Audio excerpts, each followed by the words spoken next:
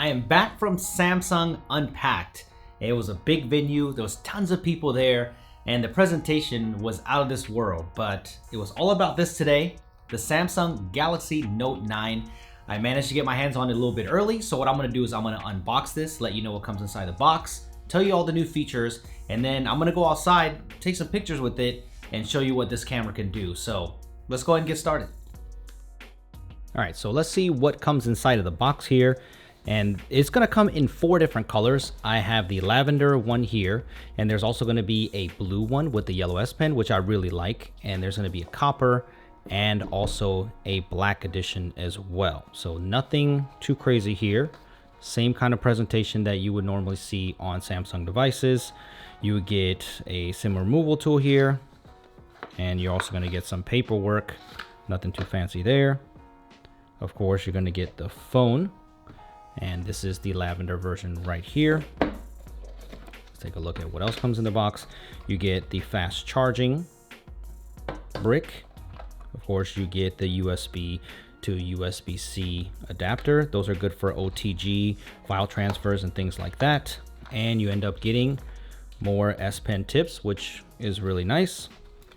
You get the AKG headphones, which are also very nice. Pretty decent sounding headphones too, by the way, which is really good that they include this. They should, because the price on this is pretty heavy. This starts at about $1,000, and there is going to be a version that's $1,249 in the US. The price is too goddamn high. Really high at the top peak of the price point, but there is also a USB-C cord here and some extra headphone tips.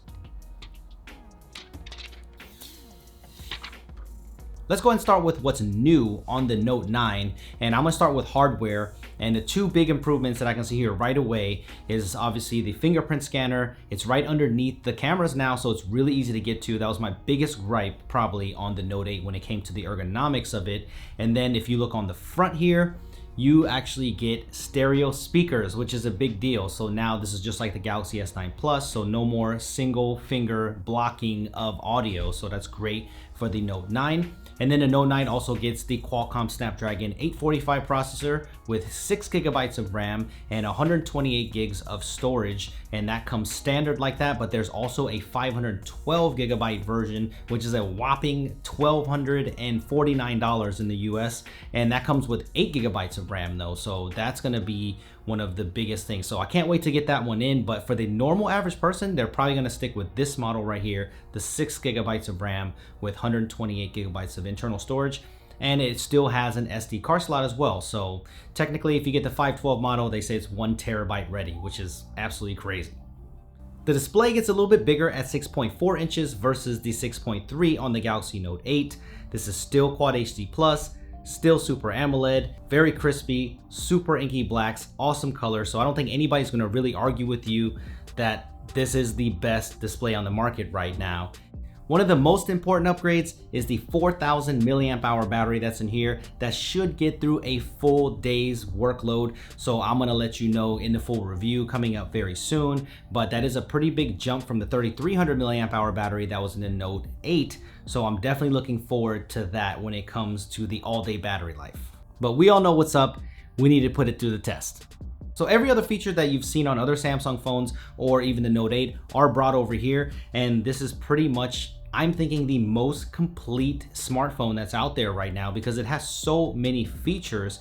It has everything that you could ask for in a flagship device. So it's got all the security features, fingerprint scanner, iris scanning, facial scanning. It's also got wireless charging, fast charging, IP68 water resistant, and it's also got high resolution cameras, dual cameras. It's also got a high resolution display, and it's got a headphone jack as well, dual speakers. I mean, it just keeps going on and on. I think this could be the most complete package in a phone right now. And even though it commands a hefty price point at $1,000, this could be the only phone that's actually worth paying $1,000 for because you are getting pretty much every feature that you can on a flagship phone right now.